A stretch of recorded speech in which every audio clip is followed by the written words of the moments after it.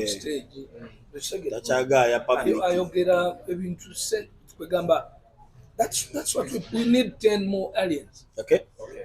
Omwadde nyimba meka bebe alien aina party party kankube party. It has close to a million that's plus. a big song. Okay. And then twice koda. Okay. Binyuma bitya. Yes. The Clever J. That's a half. The 2.5 songs. But then alien aina statement songs nyingi. Because tubera na hit songs then tubera statement songs. Aina chitirivita. Chisunda statement songs. Okay. Ngoja dunonya wate balukubye ku radio tebalukubye mu club nenge ekigambo kitambula ki mu bantu. You know miss it at danger something like that. Katero lulala olo ekigambo ko ekiri n'oluyimba mu club mwe luli ne ku TV kwe luli. True. Naye kati waliwo zino nga ready for war. Ready for war. Uli obu muntu ogamba ready for war. Nenga ate terukuba nga ziriendala waggulu. Ready for war promoting a chibuli. Okitegedde. Ekola keno list ya bachibuli bokka. Tugenda okitegeera ina ready for war. Kubalumya mutwe. Olaba your statement. Ya anirude byo. Chibuli. So alien has also mastered. Ye alien kangambe yatula wansi n'alaba gap abayimbi abaje batakozesa na masteringa game ya media. Bomba mujukira Bebecool nga mumanyi bulungi. I am a king in media. I play my game. Ne mu side zange no alien yagenda kwanga bannamawulire bafuse banje tebalina byakola. Nedda twalina ebyokukola bebe. Omulimu gwa pesa ogwo. Omulimu gwa kwisamuka. Abasajja bannamawulire bentegeeza mu temunategeera. Kati bannamawulire bentegeeza nti kati buli muntu munnamawulire. Bali ba TikTok aba. Church ku making okuba munnamawulire kuba na kamera no direct. Nange kati njagala mbabuuze bannamawulire kiki ekibafuula bannamawulire. Kubanga kati buli muntu Alpha Times Alpha Times no show ya tujaga gikola ngeri unscripted kyabuuza tukimalira wana eraga tumale live lete simu yo ndoto gigaba jangu ono Alpha Times yes muna mawulire nachi what makes a journalist one kubiso that's what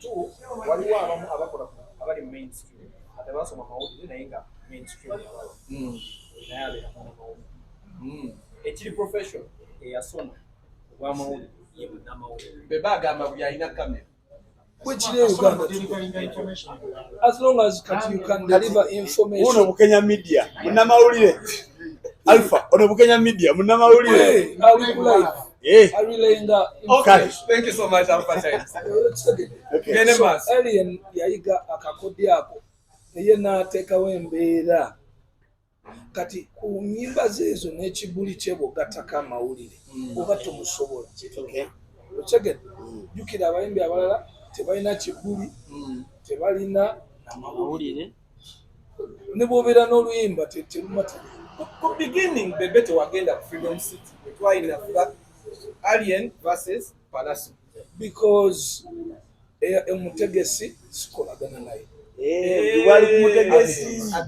Yes. No, you didn't have a problem with Alien. No. Why would I? Now we never bodyguard. You say we guard. Only what you want, baby. Ekibuli kina wekikoma. Tegera ya. Ekomaawo. Kati atenze sagala nnyo kusikamiku wenjo. Man, I am an artist with authority. Like I have to ninokwe conducting at the right way. Sigenda genda tekewo mbeera ezo. No. Kati nze nali hapera nali following bulungi nakikuba. Okay? I am not saying alien tajja kuvaawo. Alivaawo. but let us not. Akoma 31st December. You can participate in the conversation. Use the hashtag NBS after 5. I can already see Bebecool is trending on Twitter, so keep the conversations coming. Sampling feedback here, the list of the songs that Bebecool has endorsed 2023 so far, and the artists is King Saha, Crystal Panda, Alien Skin, and then Vinka with Komye. Before we went for a break, Nabade Mubuza, since I got Nyabe Chibuli, omwana we Alpha watandike Chibuli waka anakube engalo. Ati ya Alpha, tetaga Chibuli. Ati ya inakupera soft, sports inakupera humble. Yeah. Music. The music, the world is rough. Let's give them advice, especially because again that's the problem, yeah. Chibuli chirungi fine, it creates news and all that. Tuchikole tutya. Chibuli chentegeza. Typically, omuntu Bebecool baba ayimba nyimba za Museveni. Tumuteka kombera. Omuteka kembera. Nja kussa kembera. Ochagedde. Retaliate. Bwembanga nina bwendi embeera yange tekukosa. Ate gwe lwatonkosa ndeka. Kwaba onkosa, you not take out defense. Ochagedde. Okay. Alien was yali tali bintu bya politics. They just someone ali magera atudde yali agala bamuvunane. Abagizi boyo omwana balina ekitambo ku mutwe. Bali bagala omulenzi oyo aveyo. Fada ya mwendo singa. Namuwa ku buwagizi bwa Freedom City. Bro, ngenda kugamba. Fada endosinze enkwatu. Yaje endosinze. Mugende mufune video yayo. Kyogamba yasinze Freedom City. Yagisinze. Emirundi ebiri. Freedom City kafuka tono. Wali mumugendeyo mukola analysis ya akasawo kale. Ate kawanvu. Okay. So, tugende maso bebe. Tuvude kuvinka. Yes. Now, this one is a surprise to me. Era, I found out that this is the artist who does this song. I think 2 days ago. Dax Vibes. Dax aze ku Bebecool list. Last Boni. Omanyi java. Dax Vibes. Last Boni waba book. Era nchimanyi. Kubanga aboluganda abawe. Bali talent ya Ghana ngejyawo njaba yabo. Naye bebe. Listen carefully. Eddie yawe ayimba bulungi, but not extremely. Okay. Yabona alaba nti kati Eddie actually ye yasala line kwa Eddie soundinga bulungi nnyo. Okay. Eddie is sweet. Abalala era namwe munjulu. Kakati omwana banjo ngo batake mu basket. Abayimbi family abayimbi bendiko. It was a shock to me nti this song vocals zempulira ne vocal range belonging to Dax. Okay. Era to me atene the style of the song. Na kubi akayimba o kasabula nga simanyi kani because usually the nature I don't find out ani ayimba abayize. You just play music. I play music. Okay. That has been one of my best songs until 2 to 3 days ago. Notegera omuyimba. Nganze magamba kana kayimba. First of all, abayimbi bawano abantu bagala tuyimbe music agenda towards Afrobeat. Okay. So ntunulira Dax ngamba idea yajijewa first of all the genre. Second of all, since when did that kid get vocal ranges? So omwadde Dax natwala ebimuli byange biso nete wamuleta tondeke ekiwatu ate nga kayimbo badduka oyagala bamugobe mu kika okwepicha byakubakuba ebyo bwe bityo and I can't argue nti gravity kubanze n'abagambe talina heat nene bangamba se balina heat wabadde ogamba baroni bonna komiti ne bangamba nti se bagirina ngamba statement song alina olulimi olusobola okulwawo from like June to around no way or Joseph Mayanja November. Forever. okwepicha It is the longest song. Forever was 2021 yes, December. and it's up to now. Yeah. So it's Chiveko. Kati. So mwesanga ku list yo. Si ukwepicha. Nayenga kagamba Bebecool Chamudadeko. As Ali has said, anyone can survive in Uganda. In Uganda. Because I mean, that's what I said earlier, Auntie. I think sometimes people want some unserious music just to be happy. Bobateka konyo ono music wo kubera serious no kala buli kalamu. Bayinza okuzaako wa. Besije kize music was serious tatandise kugula totally. If you look at this year in particular. Well, the chance of kugamba about that is allowed to evolve.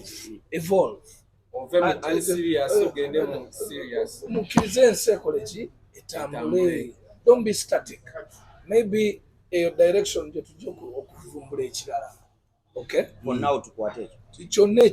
Uganda yense singo bulungi mu nsi yonna buli kimu kisoboka Uganda. Genda kuzaayo bwe twagenze before the break. The Rwandan question and how their music is evolving. Ate nga bagenda twisa okutuuka ku level eri gye twagala exporting a music. Why don't we have as many artists and music getting exported in our country? It begins with the mentality of Ugandans. Uganda tebagaliza. Uganda bekubaboka. Remember here, President Buhari agezako kuleta MTV Awards. Mamas. But still Rwanda yaliwo okukiholdinga nti nga kiba kiyise. Listen. Walet bateka sente mbayimbi benyini. Olabira ku example ya billion asa. Sente tewali malwaliro oli omuvuka yavayo Bobi Wine. Nagamba nti balidde eddwaliro. Nenga si kityo. Kirudu namba okumanya nawulira ngampulira omutima gunnuma. Bobi Wine afuna biliyoni 4. Tazimbanga buli mwaka. Tazimbanga ko yadde ne clinic. Abayimbi mu Uganda bali, let me say a minimum of 100,000. The last time when we twakola pamoja na Isaac Mlindwa twali mu 100 and something. 100,000 mtwalo 10. That's way back. Naye government we quarter billion asatu After all these years. After all the years. Nezwa industry ye abantu bafune mukoko sente bebewola. Industry contributing ane ku GDP about 0.003% of the GDP, whereby we man contributing ku GDP when government nango inoku ngabo liza abalimi ngabo abasomesa ngabo abasubuzi nange nkwatako abana Uganda sebo bagambye twalidde eddwaliro damba bebe eddwaliro damba kirudu ati 7 waleta MTV nga mujiku Eddie Kenzo bwe bamu nominating mu awards zebwe nga mugamba don't vote Eddie Kenzo, vote Diamond. So then who is a Ugandan? Naye tuddeyo ku omanyi tuyinza okutunuulira the outcome nga tetugenze ku root cause. Munna-Uganda atuuka atya okukyawa ensi To that level. To that level. Thank you. And I'm the only person with that answer. Maybe we were many, but I have that answer. It was a trick of the opposition okukwecha abantu bekyawe. Era besi yakyogeranga open. Bekyawe. Ne Bobi akikozesa. Nti bannange bani abatu abekyaye to obekyawe abantu basobole okwegugunga. omuntu bw'omuteeka mu mentality eyo ayinza n'okwekyalira reasons ezitaliiyo. Enkuba etonya nnyo.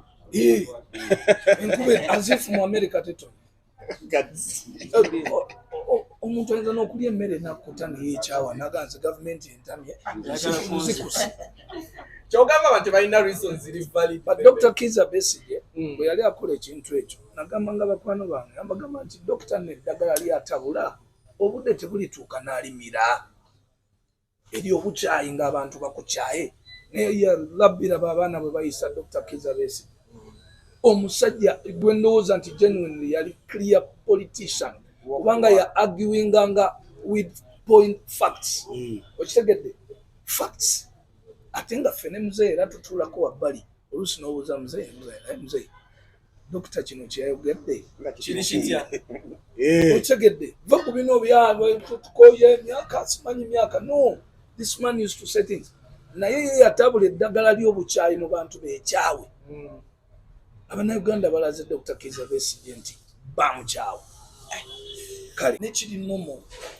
So that's why ffe tuvaayo ne tubayigiriza. So you have hope that ajja kwekyusa, ajja kukola ate talina buzibu sitayiro ye yeeyo sitayiro kati sona munnamawulire oba owulira nti Alien wampisa kati gwe tugendayo lwaki? Okay, Ronnie. Ali in position y'okuyiga bw'omutunuulira. Yayiga. Alien just ekimusigaddemu ze embeera ze. But ne bw'obuuza ku abawangala naye bagamba Alien teri musajja alina mutima mungi. Kati kyembadde ngenda okugamba nti kati mwe munoonyayo obwo obubi ate ebirungi ne mukola ki? Kati jjukira nze Alien oyo one of the main reasons lwaki mutaddeko nnyo eriiso lwa nsonga atambulira ddala ebigere bya Rasta. People to paint you bad. naye ate atambula n'ebyakyakulanyi byennyini. No. Salimu mumwe babiri. Daga, bwe twogera Rasta. Muddira ne mu painting omuntu ne mukulembeza ebibi so nga ate ebirungi bye bikola ki? Lwaki abantu teboogera ku birungi omwana oyo byakola? Because nearly akasente ke half konna akamala ayamba abantu eri yonna gy'abeera. But bw'osooka okujja n'oyogera nti disrespecting abannamawulire naye gwe n'otayogera kwakate ku birungi byakoze ki? Byali mukola. So that imbalance yandiko nnyo bwe bantu okujja nga bantaddeko olutwe kumbe just bakizimba buzimbi abo baggaali. Okitegedde Kyeyaganye ye kiganye tomukozesa nsobi. Kale tusimbule mu maaso.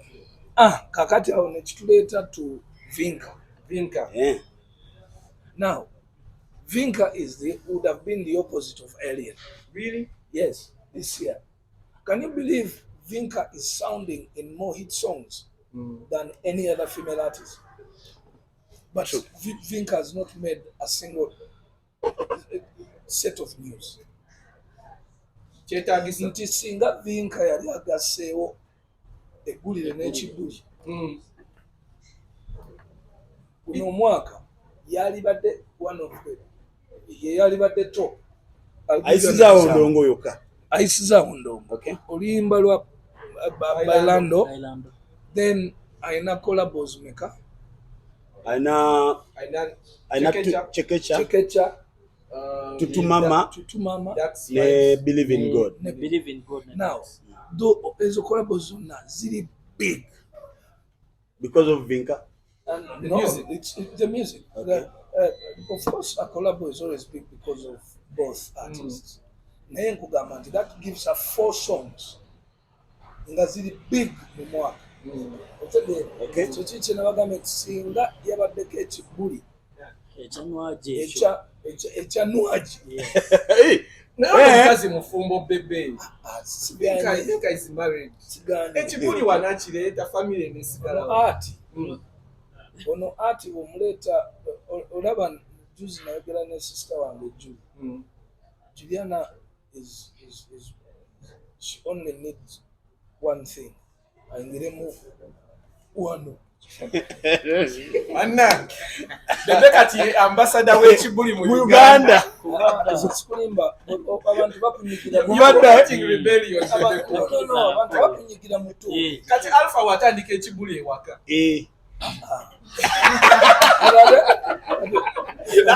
What Alpha mean? Let's take a break. Big size. You're watching the Bebecool list on NBS on Sunday. Saturday. Na mulimu abantu nga kakaaga. Okay?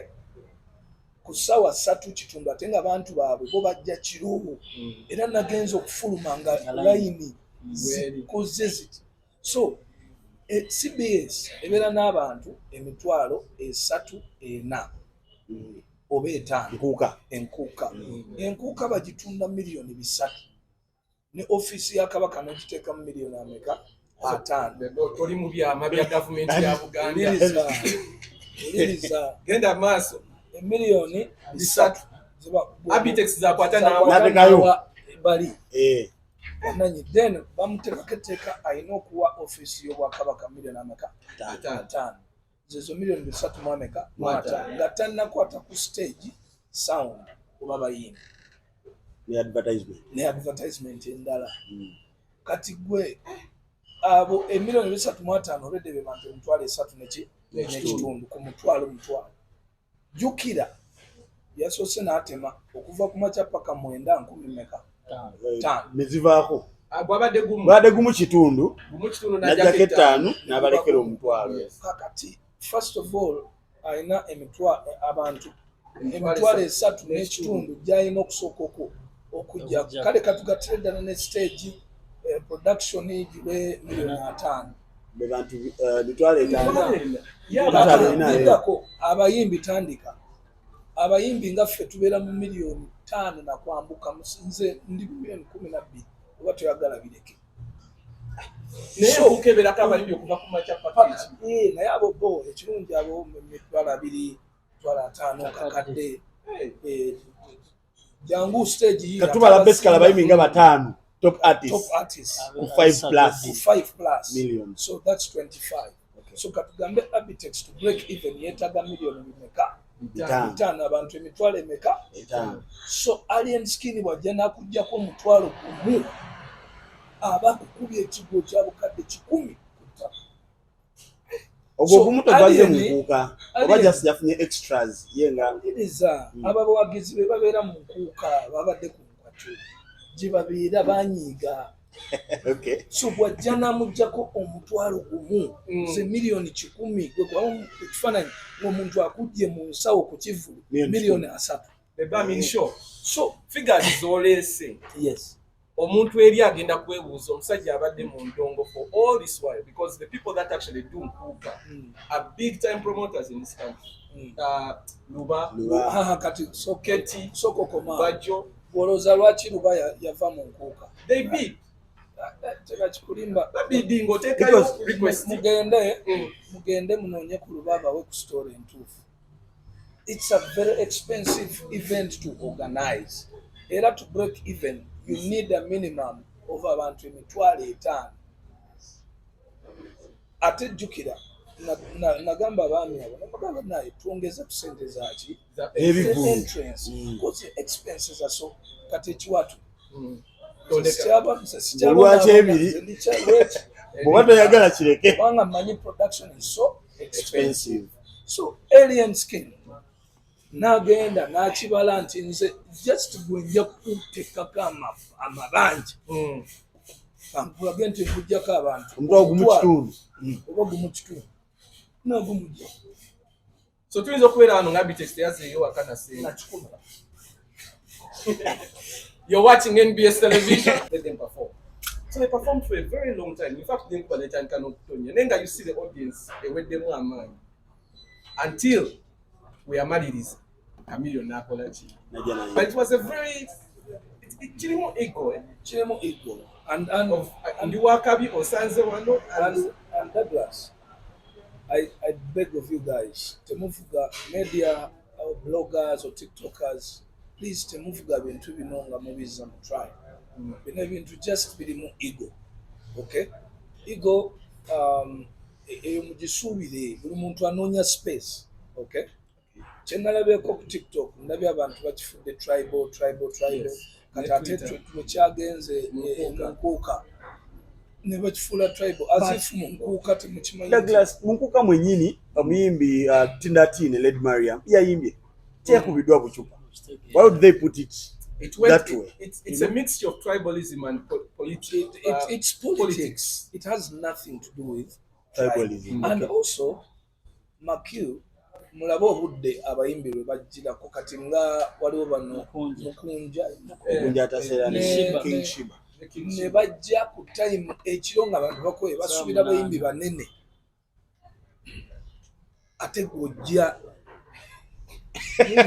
so n'abayimbi abato bajajinge nabo bajajinge nabo bafunye obucupa bwabwe nyinza kati nja ku example enkuuka bagifuula political ya opposition ate gwe omuyimbi asiba awogane nare ate olumbi kati gwe guyagala kiddala abavuuka bakolere enkuuka yafuuka dipo kyembala ndobuuza Bebe kubanga wakomaddyo okuyimba kakati Douglas munaffe mubaddewo recently nga architects alanga nkuuka nga giranga emyaka gyonna nze kyangobesa mu nkuuka kuwagira Museveni today kyangobesa mu nkuuka ne kingobesa ne ku mikolo gya Buganda lwakuba togiyimbako toyimba dabayo I was paid the last birthday gye nalina okuyimbako ya Kabaka ne omuku ku bakungu n'agamba oyo tayingira wano tetumwetaaga agende Entebbe. But Bebe enkuuka yakadde wa Abe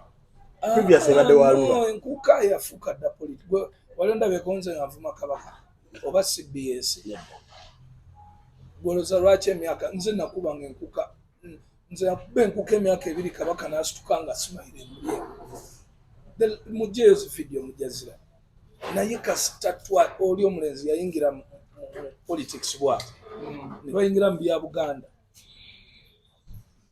ekintu nekikola ki nekyo naye ate olaba the speech that the Katikkiro was making he seemed a bit agitated when people were interrupting his speech. So you'd feel the position of Buganda, who are the host of the Nkuka, is not really political. No. Now the people Douglas, that come... Douglas, make no mistake. Don't forget Bobi Wine and these culprits, they attacked Buganda. Bavuma Kabaka, so they Bobi yachiteka mu baana abo nti n'obwakabaka namwe tetubatya gobe Katikkiro tujja kuvuma. Okitegedde. So kyovulaba naye kati sometimes abeera agitated. But the day is a number. It's just a matter of time. Okay. Kale, today ku list Bebe. Ngati tunaddayo. Nadago yagale yo no. No, because the issue we are talking about is a very sensitive issue. Very sensitive. Tugase Buganda culture is labayo. Douglas. Joseph Mayanja Muganda. Yeah. Situganye bino sibya tribe mboloko oli Muganda mboyimbe ku nkuuka no. Okay? Okay. Sali Musa Muganda. Okay. Alien skin yani? Mulwana. Mulwana. Muganda. Ronald Mayinja. Muganda. So, njagala kweleza message Baganda bafawe mbalala. Bagaye nti naffe Abaganda batugaana okuyimba kuka. So, si obucupa. Bono babakiriza no yimba. Bono babakiriza no kuyimba. Bwe mwali nyeyo ffe twali nye nayo. Tukola batwakoze yaffe. Kwacho. Kana yo naye kwacho. Kansoke kuzeyo bayina wawe nyini woli. Last year you were advocating against drugs. Yes. This year you're the same person singing on Nkwacho. But Nkwacho, the concert. The concert. Galaxy ine ekifaananyi nti yataddeyo. Muyaya ayina ebintu byagaaya wali kusayidi. Baku muyaye omukyala eyabadde agaaya. Akati bagira taxi. Nze nina ekintu kyenjagala mu omanyize seekwekereza. Okay? You know very well nti abantu bali amayirungi. Naye bagalya quietly and hidden. Since agamba alien skin tuli amayirungi. Ogaba tegamukosa. Bwendaba nga gamukosa. Yamuga ava ku drugs. Okay? Because waliwo abagalya nga tegalina kyegabakola. Abagagga mu mamotoka gaabwe agogomera abafuuwa wuli. Bafuuwa enjaga. Naye akifuuyira mu ki? Mukafa. Tavaayo public. So, Nkwacho festival, this boy, ye yakozesezza ekintu kye ekimuli mu ngalo. And I think I have to go beyond just the Nkwachu itself to understand that you have a business that you have. Ayinza okuba alina ebintu bye nga tabyogera. Kuba bebojjukira bagambiranga muno tolina nnyumba. Nfaananayo oyo omusajja. Ojjukira bagambiranga tolina nnyumba naye ng'ozimba. Naye abayinza okuba apartments. Nfaananayo omusajja atereera na nnyumba. Bebe wante chiri personal mutayagala just No, but I'm manyo izo kumala math naye nga argument eno mugenda jiwulira nze ngisparkinze munonye ruba ababuulira enkuuka kye yamukola as an individual. Okay, ewali sente ebivulu bino bye mulaba abasajja bafuubaana ebiseera ebisinga, but the picture aletera ajja kuga nti byansaze image eno sigala so kale